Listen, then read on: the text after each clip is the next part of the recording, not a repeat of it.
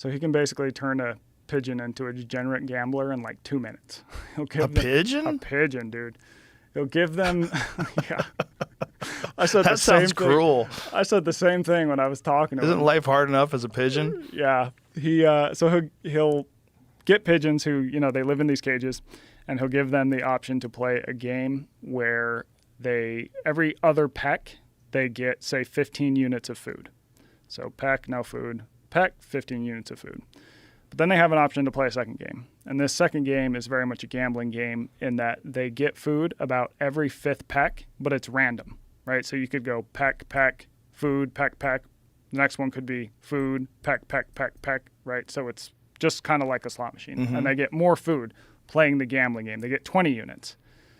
If you do the math, it makes a lot more sense to play the game where you get every other, right? Every other peck is getting you food. It adds up to a lot more food. But what he finds is that the pigeons consistently play the slot machine game. 97% of pigeons will choose that game. Right, but they're not risking anything. They're not risking anything, right? But it's So still, how's that gambling? they're still putting in the effort to have to play the game. Yeah, but that seems obvious. Like the rewards are greater. So they know that if they just keep pecking, it doesn't hurt to peck. They're going to get a bigger supply of food. They don't get a bigger supply, though, because they'll get 15 every other peck versus 20 every fifth peck. So if you put in 100 pecks, you're going to get more food playing the one where you get food every other time. Right, but it's still not gambling because the pigeon just sees a larger pile of food with the more pecks. So just wants the larger pile of food, so it just keeps going. It's not like they're risking all their food.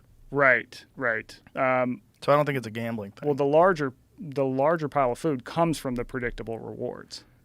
Yes, right. If you do every other, right? Yeah, every other is how you would get the biggest pile of food. But you don't get the biggest pile in one dump, right? The one where it's every 5, that's a larger quantity of food. Yeah, so you'd get 20. Yeah, see, that's not gambling. Why is it not gambling? Because it's just more effort. It's more effort to get a bigger pile. So he would argue that they're just dumb. They just can't say, oh, it's every other one. Well, all they see is that they're getting, 15 units versus 20. Is that what it was? Yeah. Yeah. 15 versus all 20. they know is 20 units. Like, oh, this one gives 20 units. Just keep pecking. I don't think they're smart enough to figure that out. I think they're just like, keep going. There's 20. Keep going, 20. But there's not a risk. So here's what I'll tell you. He would argue, and a lot of biologists would, they would say, there's this theory called the optimal foraging theory. It says that animals will expend the least amount of energy to get the most amount of food. All right, so over time, they're expending a lot less energy to get more food.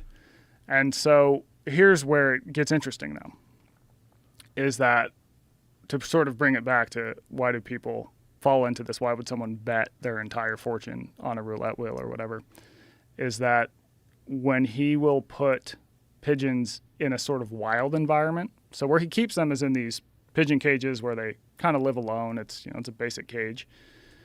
When he puts them in a cage that mimics the wild, so it's this giant cage that has like roosts, it's got cliffs, it's got other pigeons. It's very much like they would have to live in the wild. And then he throws them back to choose a game. They start choosing the optimal game. Oh, yeah, interesting. Yeah.